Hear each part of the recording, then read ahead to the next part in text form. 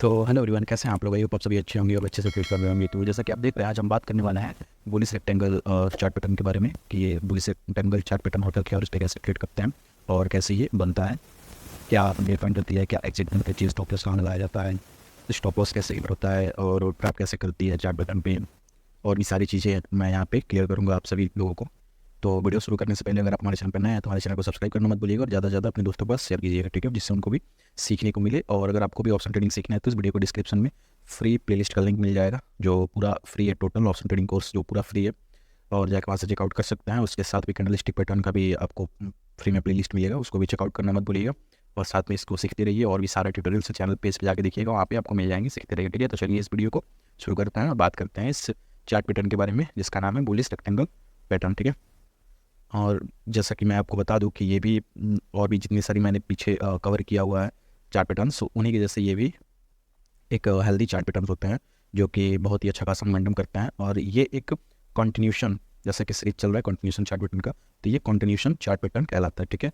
एक bullish trend के बाद पैटर्न बनता है, उसके बाद कंटिन्यू करता है। जैसा कि ये बुलिश ट्रेंड दिख रहा है, फिर से ये पैटर्न क्रिएट किया हुआ है, उसके बाद ये ट्रेंड अपसाइड गया हुआ है, ठीक है। तो ये बनता है। और जो इस पैटर्न में आपको बता देखिए कैसे ये दिखता है, तो इसमें मिनिमम 2 बॉटम देखने को मिलता है और मैक्सिमम 2 से ज़्यादा रह सकता है, ठीक है। साइड इस तरीके से और भी रह सकता है, उसके बाद जा सकता है, ठीक है।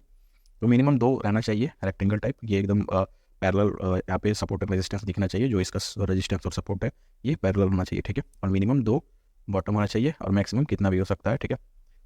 इतना भी तो नहीं होगा, कितना भी होने लगेगा तो इसका मतलब ये हो जाएगा कि मार्केट साइडवेज है, ठीक है। इस तरीके से चल रहा है साइडवेज जोन में, जहाँ ब्रेकआउट देगा वहाँ पे आप ट्रेड कर सकते हैं, ठीक है। और एक चीज़ और बता दूँ, इस पैटर्न में एक चीज़ दिक्कत ये होता है ना, ये इस तरीके से चलता है और जब ये पैटर्न क्रिएट करता है साइडवेज पैरेलल मतलब चैनल में चलता है, तो इस समय ये कहीं भी निकल सकता है, ठीक है। मतलब अगर नीचे जा रहा है तो ये बुलिश रेक्टेंगल पैटर्न मतलब ये काम नहीं करेगा, ठीक है, तब ये गलत हो जाएगा, ठीक है।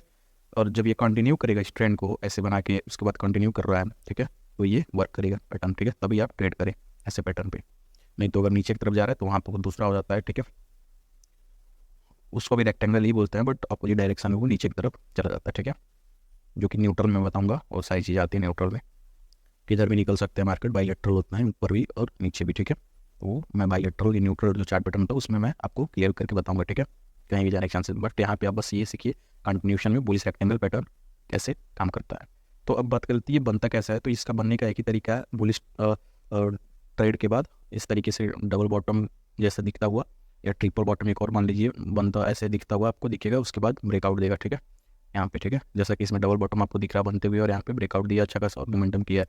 और यहाँ पे तो डायरेक्ट मोमेंटम दिखाया गया, बट यहाँ पे कुछ और भी हो सकता है, ब्रेकआउट दे रीटेस्ट करना है उसके बाद फिर से निकले, ठीक है। तो इस तरीके से हो सकता है, ठीक है। तो आप रीटेस्ट पे आप एंट्री कर सकते हैं और नहीं तो मोमेंटम जाना तो मोमेंटम में भी जा सकते हैं, जैसा कि इस टेम्पलेट्स में आपको दिख रहा है। अब बात करते हैं कि चार्ट पैटर्न देखने का जो बेस्ट टाइम फ्रेम होता है वो कौन सा होता है। तो जो हमारा चार्ट पैटर्न होता है उसको देखने का जो बेस्ट टाइम फ्रेम होता है ना, वो 5 मिनट का टाइम फ्रेम होता है, ठीक है। जैसे कि मैं पिछली सारी वीडियो में बताता है वहाँ, वैसा ही 5 मिनट का टाइम फ्रेम होता है सबसे बेस्ट।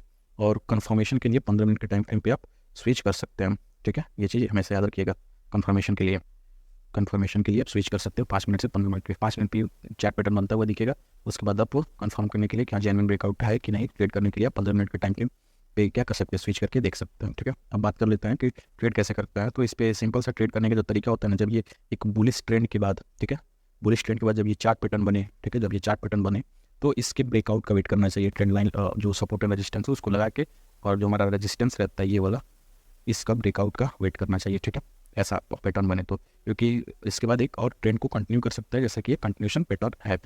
और जब ब्रेकआउट होगा ना तो यहाँ पे हमको देखना चाहिए जिस कैंडल से ब्रेकआउट हो रहा है उस कैंडल पे वॉल्यूम आ रहा है कि नहीं, ठीक है, वॉल्यूम आ रहा है कि नहीं, ठीक है। और दूसरा चीज़ होता है कि जो ये कैंडल ब्रेकआउट दिया है वो ब्रेकआउट होकर क्लोजिंग दिया है कि नहीं, और अच्छा खासा कैंडल है कि नहीं जो जेन्युइन है, ठीक है। और एक बड़ा बिग बार कैंडल है कि नहीं और वॉल्यूम आ रहा है कि नहीं, ठीक है। ये चीज़ें देखना चाहिए, जेन्युइन मतलब जेन्युइनिटी पहचानना चाहिए कि हाँ कैंडल जो ब्रेकआउट दे रहा है वो सटीक ब्रेकआउट है, मतलब जो हमारा ट्रेड करेंगे वहाँ पे सक्सेस हो सकता है, इस चीज़ को पहचानना आपको आना चाहिए, ठीक है। ये हो गया आपका, जो कि ये सटीक पहचान 15 मिनट के टाइम फ्रेम पे वॉल्यूम के साथ आप कर सकते हैं, ठीक है। तो इससे पहचान हो सकती है कि हाँ जेन्युइन है। अब ट्रेड करने का जो तरीका है वो है उस जिस कैंडल से ब्रेकआउट दिया हो उसके हाई पे, मतलब क्लोजिंग दे दे उसके हाई पे, जब नेक्स्ट कैंडल ऊपर की तरफ जाने लगते हैं, जो ब्रेकआउट दिया उसके हाई पे आप क्या करें, एंट्री करें, ठीक है, एंट्री करी और उसके जिस कैंडल से ब्रेकडाउन दिया उसका स्टॉप लॉस बनाए, ठीक है। और टारगेट सेम वही जितना ये दूरी है उसको माप के ऊपर लगा लें, ठीक है। स्केल से जो इसमें टूल्स आता है, आप देखते होंगे चार्ट, इसमें टूल्स यूज कर सकते हैं, स्केल करके रहता है।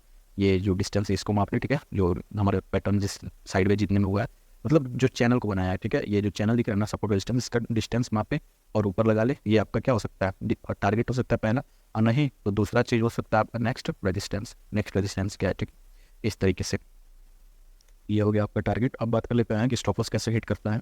तो स्टॉप लॉस हिट करने का सिंपल सा तरीका होता है, अगर इसको ऊपर जाना रहता है बाइंग की तरफ, तो हमेशा ये सेलर्स का स्टॉप लॉस हिट करके तब भैया, ठीक है। तो यहाँ पे देखिए नीचे से बाइंग होते हुए ऊपर की तरफ आ रहा है, ठीक है, और यहाँ पे आया रेजिस्टेंस लिया और यहाँ से गिरना स्टार्ट हुआ, ठीक है। तो यहाँ पे कहीं ना कहीं सेलर्स एंट्री किए और उनका स्टॉप लॉस यहीं कहीं लग गया, ठीक है।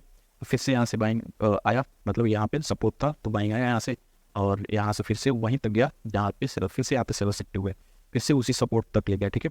तो ये एक चैनल क्रिएट किया, जो पैरेलल चैनल इसको कह सकते हैं, ठीक है, या रेक्टेंगल इसको कह सकते हैं, क्रिएट किया, ठीक है।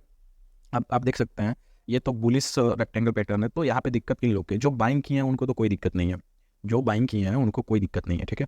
लेकिन जो सेल करके अपने स्टॉप लॉस यहाँ लगाए ना, उनको बहुत बड़ी दिक्कत है, क्योंकि इनका स्टॉप लॉस हिट होगा तो इनको अच्छा खासा लॉस हो सकता है अगर इनके डायरेक्शन में मूवमेंट नहीं दिया तो, ठीक है। इनको भी दिक्कत है, जो बाइंग की उनको भी दिक्कत है, ठीक है। जो बाइंग किए हैं ये लोग, इनको भी दिक्कत है, तब दिक्कत है जब मार्केट इनके अपोजिट नीचे की तरफ जाने लगे तब, ठीक है। बट अभी तक मार्केट बुलिश है, उसके हिसाब से जो बाइंग किए हैं उनको दिक्कत नहीं है। जो सेलिंग किए हैं और स्टॉप लॉस यहाँ लगाए हैं उनको दिक्कत है, क्योंकि मार्केट अगर ऊपर की तरफ निकला इनके स्टॉप लॉस हिट होगा और अच्छा खासा इनका लॉस होगा, और उसके बाद जब ये भागना स्टार्ट करेंगे तो और तेज़ी से यहाँ पे मोमेंटम होगा और ऊपर की तरफ जाते हुए आपको दिख सकता है तेज़ी से यहाँ पे, ठीक है। अब भागेगा कैसे स्टॉप लॉस हिट करके, तो जिन सेलर के यहाँ स्टॉप लॉस लगा रहेगा ना, यहाँ पे जैसे ब्रेकआउट देगा जेन्युइन, ठीक है, बड़े कैंडल से, तो ये सारे सेलर स्टॉप लॉस जैसे हिट होगा सब भागना स्टार्ट करेंगे। अब देखिए पहले से तो बायर्स यहाँ पे थे, यहाँ पे, ठीक है, इस ट्रेड में, इस मार्केट में, यहाँ पे फिर से नए नए एंट्री किए हैं बायर्स, सस्ते में यहाँ पे मिला है खरीदने के लिए, तो ठीक है। तो यहाँ पे नए नए कुछ एंट्री कर लिए हैं। जस्ट यहाँ पे बाइंग जब ब्रेकआउट देगा तो यहाँ पे कुछ और नए एंट्री करेंगे, ठीक है, कुछ और नए एंट्री करेंगे। तो उसके वजह से, मतलब इन लोग की वजह से और इनके वजह से और इनके वजह से और जो नए यहाँ पे एंट्री करेंगे उनके वजह से मार्केट तो ऊपर निकलेगा।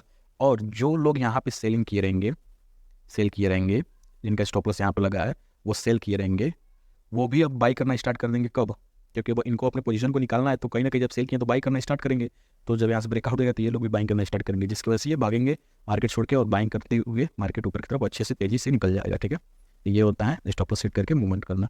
सेलर्स का स्टॉप लॉस हिट हुआ, बाइंग की तरफ अच्छा खासा मोमेंटम हो गया, क्योंकि यहाँ का सेलर्स भागना स्टार्ट कर दिया। अब बात करते हैं ट्रैप कैसे करेगी। तो ट्रैप हमेशा मार्केट दोनों तरफ करते हुए चलती है, बायर्स को भी सेलर्स को भी। वो झूठा मतलब फेक ब्रेकआउट ब्रेकडाउन देती है, नीचे की तरफ आएगी तो फेक ब्रेकडाउन देगी, ठीक है। पहले से सपोर्ट लगा रहेगा तो नीचे की तरफ आएगी तो फेक ब्रेकडाउन, ऊपर फेक ब्रेकआउट देगी, इसी तरीके से फेक ब्रेकडाउन देगी। इसी तरीके से जब फेक करते हुए यहाँ पे नीचे की तरफ फेक ब्रेकडाउन दे रही है तो सेलर्स एंटर होंगे और तुरंत यहाँ से मुड़ के ऊपर चली जाएगी, ठीक है, बाइंग हो जाएगा।